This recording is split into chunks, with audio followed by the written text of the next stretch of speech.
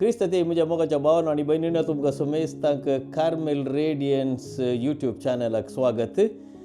आज आमी संभ्रमताव वर्साचो साद्या काळाचो 19वो आयतार 19th Sunday in ordinary time आनी आमकां आसा वांजेल लुकाचो मातेवाचो 14वो अध्यायी 22-33 वळी म्हणसर.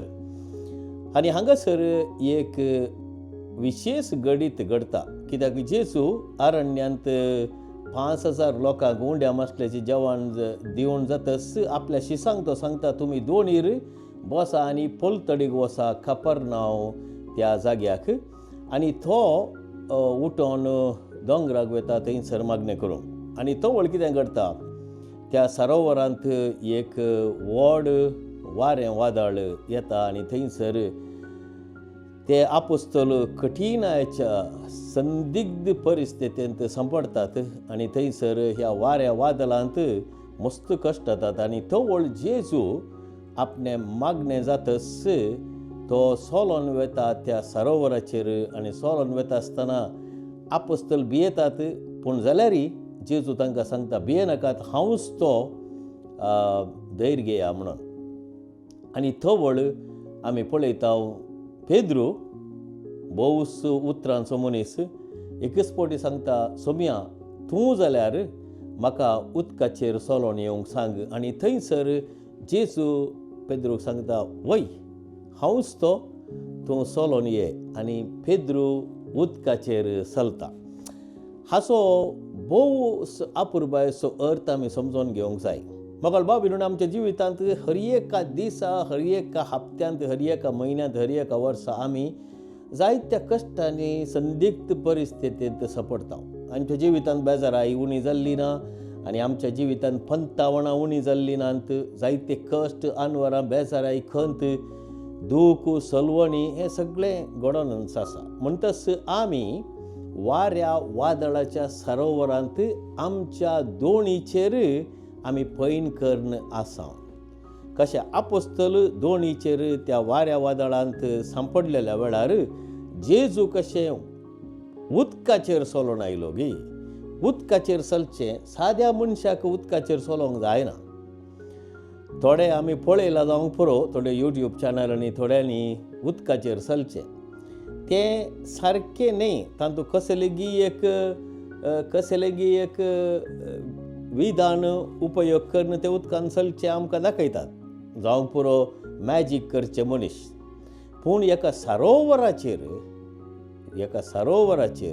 उदकाचेर सोलोन येवचें 3-4 किलोमिटर तें देवाक मात्र साध्य. आनी जेजू देव जावन आसलो आनी तो सोलोन येता.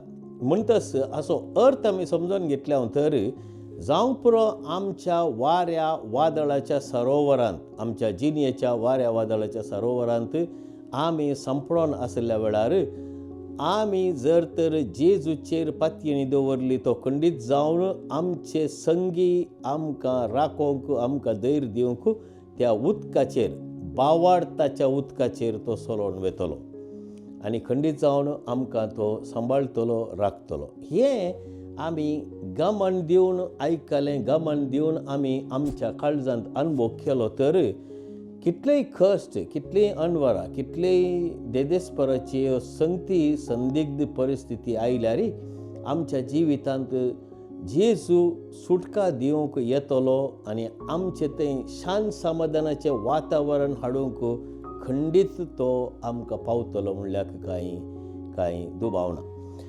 तर हांगासर आनी एक गडीस घडटा. आतां पेद्रू म्हणटा, सोम्या तूं जाल्यार म्हाका उदकाचेर सोलोन येवंक सांग म्हणून. आनी तो व्हड जेजू सांगता, पेद्रू ये.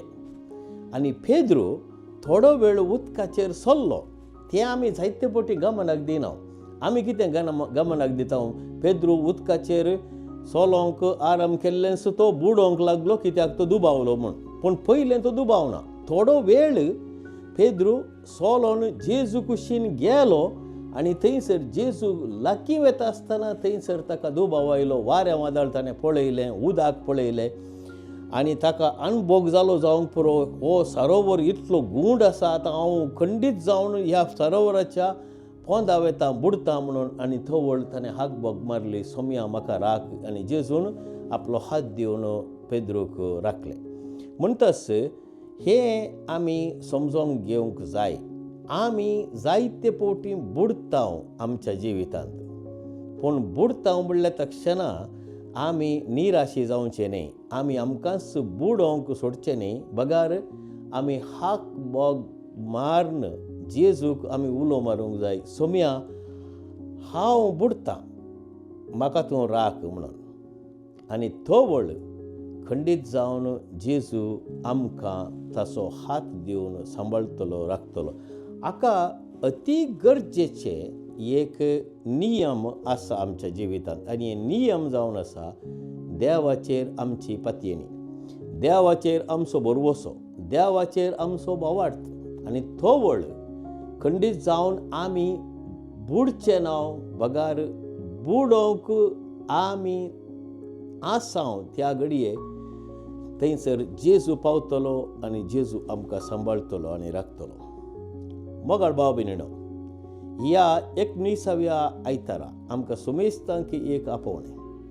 आमच्या जिवितांत जायत्या कुटुंबांनी दुबळीकाय आसा, जायत्या कुटुंबांनी देदेस्पराची सन्निवेशां आसात, जायत्या कुटुंबांनी झगडे मारपार आसात, जायत्या कुटुंबांनी कठिनायेच्यो संदिग्ध परिस्थित्यो आसात. ह्या सर्व परिस्थितींनी आमी एक गजाल केदाळे मोतीन दवरूंक जाय. केदाळा आमचो भावार्थ देवातें घट आसा. थंय आमी खिदिंगच बुडचे ना. थोडे फावटी देव आमकां कश्ट अनवर धाडटा, कित्याक आमचें तें आसुल्लो भावार्थ घट करूंक.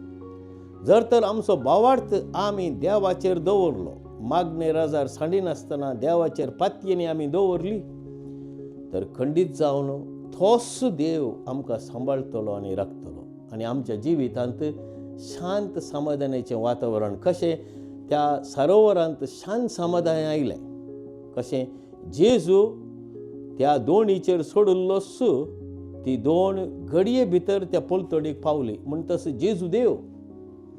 तर आमच्या जिवितांत कश्ट अनवरां आसलेल्या सरोवरांत आमी उप येवन बुडोवन आसतना जेजूक जर तर आमी हाक बोग मारली, तो आमकां राखतलो मात्र न्ही, आमी वेचे त्या थडीक आमकां आपूण व्हरतलो आनी आमी शाबीत उरतले. मोगाळ भाव भयणीनो, जेजूचें ही एक अपुर्बायेचें अजाप पेद्रूच्या जिवितांत ताणें पळयलें आनी तशेंच आपोस्तलाच्या जिवितांत ताणें अनुभव केलो. आमच्या जिवितांतय आज जर तर आमी हाक बोग मारन, सोम्या म्हाका राख, सोम्या म्हाका सांबाळ, सोम्या म्हाका ह्या उदकांतलें बुडच्या उदकांतलें निवार म्हूण विचारल्यार खंडीत जावन तोच जेजू आमकां सांगतलो, धैर्य घे, हांवूच तो, भियेनाका.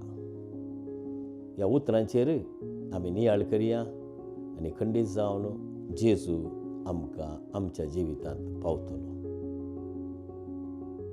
आमेन.